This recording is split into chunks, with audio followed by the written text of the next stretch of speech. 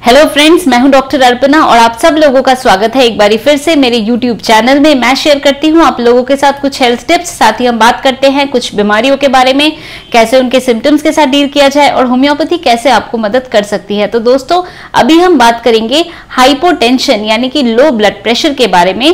तो इससे पहले कि मैं ये टॉपिक शुरू करूं, आप लोगों से कहना चाहूंगी, अगर आपने मेरा चैनल अभी तक नहीं सब्सक्राइब किया तो इसको सब्सक्राइब कर लीजिए, बेल बटन को दबाना ना भूले, ताकि जब भी मैं कोई वीडियो पब्लिश करती हूँ या जब भी मैं लाइव Q&A में हूं तो आप लोगों तक नोटिफिकेशन पहुंच पाए और आप लोग भी मुझे ज्वाइन कर सके और लाइव चैटिंग के थ्रू अपने क्वेश्चंस मेरे से पूछ सके।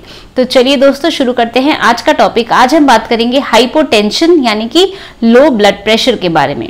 तो जैसे मैंने आपको बताया है कि ब्लड प्रेशर ये एक नॉर्मल हमारे बॉडी का प्रेशर होता है। तो ब्लड प्रेशर जब ज्यादा हो जाए यानी कि रक्तचाप आपका बढ़ जाता है, जिसको हम हाइपरटेंशन कहते हैं। ठीक उसी तरह अगर आपका ब्लड प्रेशर कम हो यानी कि लो हो तो उसको हम कहते हैं हाइपोटेंशन यानी कि लो ब्लड प्रेशर।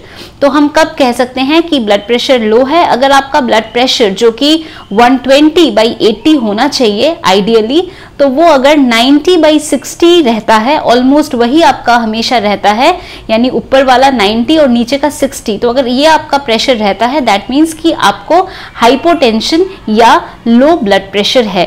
तो जब लो ब्लड प्रेशर होगा तो आपको कैसे पता चलेगा कि लो ब्लड प्रेशर है? तो आपको जो सिम्टम्स आएंगे तो आपको हल्का हल्का सा महसूस होगा, जो आपका सर है एकदम हल्का सा महसूस करेंगे सर में, और एकदम जैसे लगेगा बेहोश होने वाले हैं, फेंटिंग जैसी फीलिंग होना। साथ में हो सकता है हाथ पैर ठंडे से हो और आपको कुछ भी सोचने में दिक्कत हो रही हो, आपको ठीक से ना दिखे, विजन आपका कम हो रहा हो, और सर पे चक्कर आना और सर घूमना और सर एकदम से हल्का हल्का फील होना। तो ये कुछ सिम्टम्स हैं जिससे कि आपको पता चल सकता है कि आपको जो आपका ब्लड प्रेशर है वो जरूरत से कम है, लो ब्लड प्रेशर है या हाइपोटेंशन है।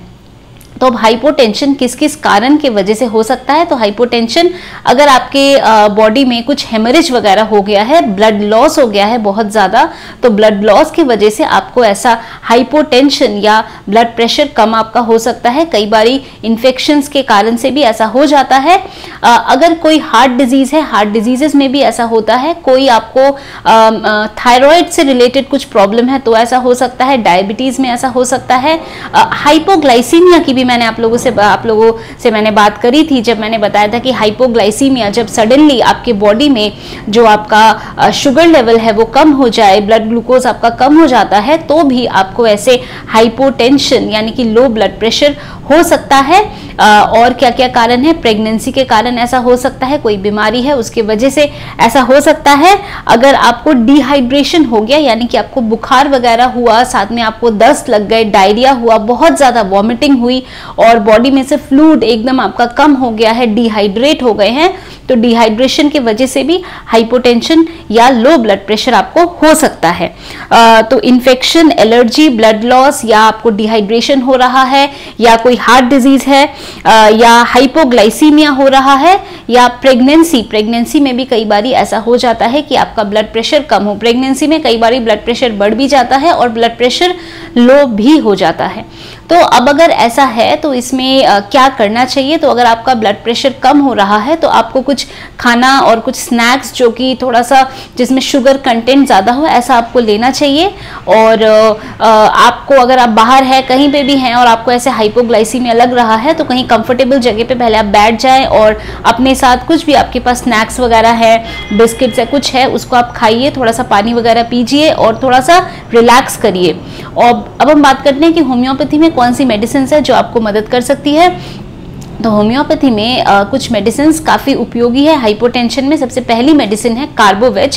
कार्बोवेज में क्या होता है कि ऐसे लगता है कि सांस नहीं लिया जा रहा, सांस लेने में दिक्कत हो रही है और सामने से ऐसा लगता है कि कोई हवा करे, यानी जैसे बताते हैं कार्बोवेज में डिजायर्स टू बी फैंड, यानी कि ऐसा लगेगा कि सामने आके कोई हवा करे तो तब बेटर फील करेंगे। तो ऐसा सिम्टम है तो कार्बोवेज बहुत उपयोगी मेडिसिन है। ग्लोनोइन बहुत अच्छी दवाई है जब आपको सर में एकदम हल्कापन महसूस हो, कई बारी सर में हल्केपन के साथ साथ चक्कर आना और जो आपके ये आईलिड्स है ये भी एकदम भारी हो जाते हैं और आँख खोला ना जाए ऐसी फीलिंग होती है। तो अगर ऐसा हो तो जेलसीनियम एक बहुत अच्छी मेडिसिन है। अगर डिहाइड्रेशन की वजह से आपको हाइपोटेंशन हो रहा है, जैसे मैंने बताया कि डायरिया वगैरह ज्यादा हुआ, वॉमिटिंग बहुत ज्यादा हुई है, दस्त हो गए हैं और बॉडी से फ्लूइड्स काफी निकल गए, तो अगर ऐसी कंडीशन है तो उसमें चाइना एक बहुत हेल्पफुल मेडिसिन है। अगर आपको धूप से प्रॉब्लम हो गई, बहुत ज़्यादा आप सनलाइट में आपका एक्सपोजर, सन में बहुत ज़्यादा एक्सपोजर हुआ है जिस वजह से आपको ऐसी प्रॉब्लम हो रही है, साथ में सर में दर्द वगैरह महसूस कर रहे हैं, सर हल्का फील हो रहा है, तो नैट्रम्योर एक बहुत अच्छी मेडिसिन है। तो दोस्तों ये कुछ मेडिसिन थी जो कि हाइपोटेंशन में बहुत हेल्पफुल है। पर अगर आपको मेडिसिन के बारे में और आपको जानना है तो आप ज़रूर मुझे कमेंट सेक्शन में लिखकर बता सकते हैं। आप मेरे साथ मेरे लाइव Q&A में जुड़ सकते हैं और लाइव चैटिंग के थ्रू भी अपना क्वेश्चन मेरे से पूछ सकते हैं।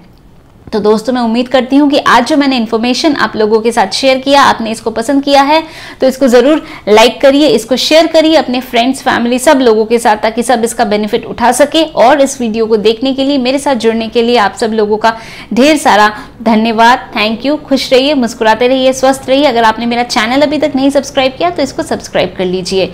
और आज के लिए बस इतना ही। Thank you.